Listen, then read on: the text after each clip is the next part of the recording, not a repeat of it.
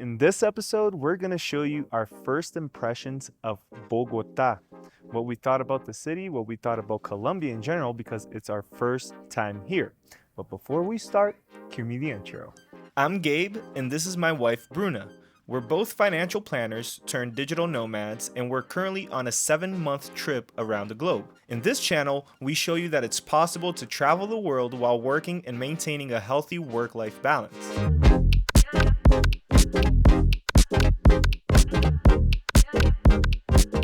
In our first night in Bogotá, we went to this place called Andrés. Andrés is a building located in Zona, and it is just a humongous bar. It has like 5 stories, and it's all just music, live music performances, and it's really, really cool. The next day, we woke up early in the morning, and we headed out to Catedral de Sal, which is pretty much a church inside of a cave that's made of salt, apparently. That's how they market it for us. So we really don't know what to expect, and we're gonna check it out and see how it goes.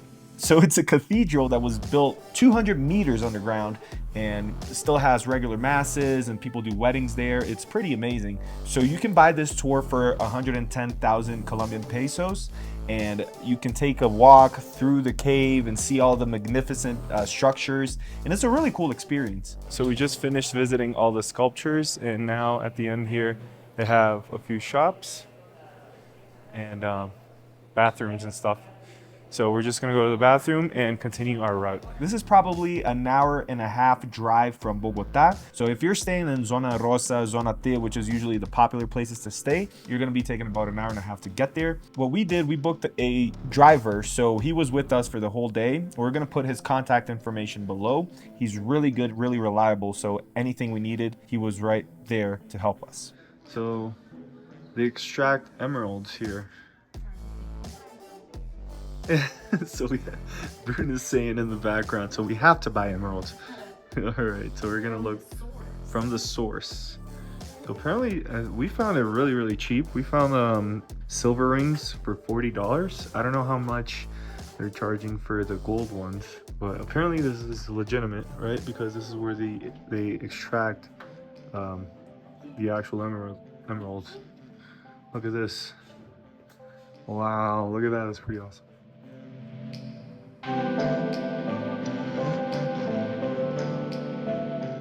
So right here you have an area where you can touch the salt, and it's kind of like grounding, right, for static energy.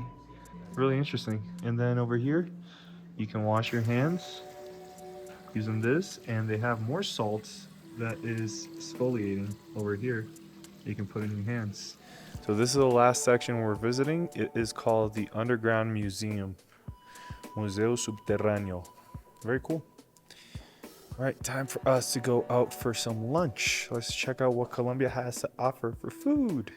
After we went to the cathedral, it was time for us to grab some food, and we decided to go to this place called La Chula Campestre. This place was also recommended by Daniel, our driver, and it was amazing. Beautiful sculptures outside. It was really nice. And when you go inside, they actually had a mariachi band playing.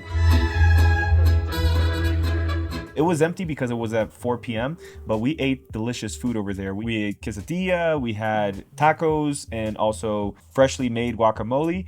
And we tried for the first time limonada de coco, which is a coconut lemonade, and it was very delicious. Obviously, we took time to take some pictures outside and soak in some views from the place, and we headed back to our Airbnb. And the next day, we had a full day of activities in front of us. So we went in the morning to have breakfast at Les Amis. Les Amis is this cafe, and it's really, really good. The food there was nice, and the drinks were also amazing. And it's definitely worth a visit if you do come to Bogotá. After our breakfast to Les Amis, it was time to go out to the Museo del Oro, which is the gold museum, where they have a rich history of gold in Latin America. So it tells stories from all the way back 1,000 years BC. It's also a good way to get to know a little bit more about the indigenous history in Colombia. So it's worth a visit. I think the entry was only 5,000 pesos, which is about $1.50. After the museum, we went across the street to this gallery. I don't know the name of the gallery, but it's right across the Museo del Oro. And we went to check out some souvenirs, see if we could buy anything for our friends. And I ended up buying a hoodie for myself. Okay, so I bought this shirt here at that gallery. Bruno did not think it was a smart decision. Why didn't you like it? I didn't say that. I liked it. Nice. Oh, okay. So she said she liked it. Okay. I liked it. Yeah. I thought it was Tiago. awesome. Everyone else liked it. Bruno said it wasn't a good idea, but I bought it anyway. What do you guys think? Okay, so all the way up there you have the Montserrat. And this is a very, very common place to go here in Bogota, and it's highly ranked. But there's a whole theme on the background, a superstition that says that if you go up with your loved one, you'll get divorced after that, or you'll get separated if you're a couple. So I don't think we're going up this time. Oh, hell no! Right now we're actually going to grab a few drinks that Daniel said it's a good spot for you to try a local drink. I'm gonna see if I can ask him what's this drink all about. ¿Qué es el trago que vamos a tomar ahora? Chicha y guarapo. ¿Qué es chicha y guarapo? Es fermentado a base de maíz. Maíz, oh, a mí me gusta maíz. Vamos a probar, let's see if it's good. So we went to try Chicha, and he took us to La Candelaria, which is a historic center here in Bogota. And once we got to La Candelaria, as soon as we stepped there, we were offered Chicha. I gave it a try, and I loved it. This Chicha that we had was mixed with passion fruit and also mango, so it was awesome. But still, Daniel wanted us to try the original Chicha, which is just fermented corn. So right now we're in Candelaria, and this is the historic center. And it's really cool. It's a cool area for you to come here and try some drinks and see other people, artists. Once we walked down the alley, we saw to our right that there was another gallery. So we walked into that other gallery and we decided to try coca tea or coca tea. I don't know how to pronounce it.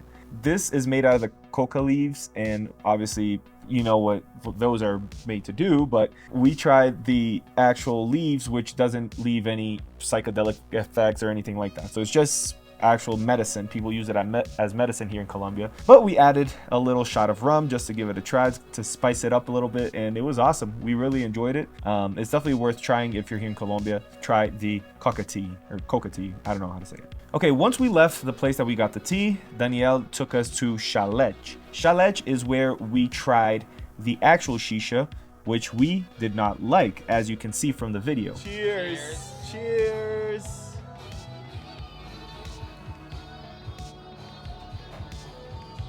So we didn't like Chicha at all, as you can see in our faces, but it was worth the experience. So we asked them to see if they could add any flavors, and we asked for passion fruit, and it's way better.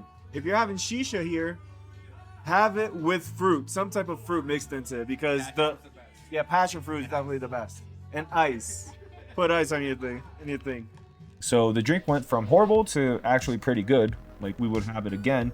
In my opinion, it just needs to be colder, served colder, and with a little bit of flavor. But Colombians love Chicha just the way it is, and it's meant to be served just in the regular way without adding flavors at all. All right, awesome. So after we tried this out, we were a little tired and we want to go back to the Airbnb, and we just went, and Tiago started to get his power nap in the car while we were going there. That was super funny. But after we got to the Airbnb, freshened up, we changed clothes, it was time for us to go out again because we were going to Zona T. What are we doing now? Going to Zona T. Zona T? Zona T. Zona T is this very popular area in Bogota. It's the best place that you can stay in, as I think I mentioned before. So the plans tonight were pretty exciting because our friend invited us to play Tejo. Tejo is pretty much a Colombian game that is very similar to cornhole that is played in America, but it's way much cooler. So today we came to play Tejo, which is a Colombian sport. It's similar to cornhole in the United States, but it's made out of clay, and people throw like rocks and it explodes, so it's way more fun than cornhole. We went to this place called El Rolo to play Tejo, and it was super duper fun. I got a few shots, Bruno got a few shots, but we didn't do that well, and neither did anybody else on our team, but it was still a fun time. So we tried Aguardiente for the first time at this place, El Rolo, and Aguardiente is a thing that people absolutely love here in Colombia. And for us, it was similar to like drinking cachaça in Brazil. Cachaça is a drink that they have a lot in Brazil. So we decided to ask a few people around, a few Latinos what they thought, if cachaça was better or aguardiente was better. So we interviewed Peruvians, we interviewed Brazilians, Colombians, Cubans. I liked it. It's better than cachaça, I think. Is aguardiente better than cachaça or what? No, I don't like it at all. What do you think, aguardiente or cachaça? I think it is aguardiente just because it's a little bit more gentle. What about you? Guaro. What do you think, aguardiente or cachaça? I like cachaça better, but Oh, aguardiente or cachaça? Cachaça. Oh, 3-3, aguardiente or cachaça? aguardente. Oh, 4-3, aguardiente or cachaça? Cachaça. Oh, aguardiente or cachaça? Aguardente. Oh, aguardiente or cachaça? Aguardente. Aguardiente or cachaça? Aguardiente. Two more. Aguardiente or cachaça? Cachaça. Aguardiente or cachaça? Não sei. Aguardiente. All right, so guys, we're voted 8-5. Aguardiente is better than cachaça. Brazil, we lost. O Brasil tá perdendo.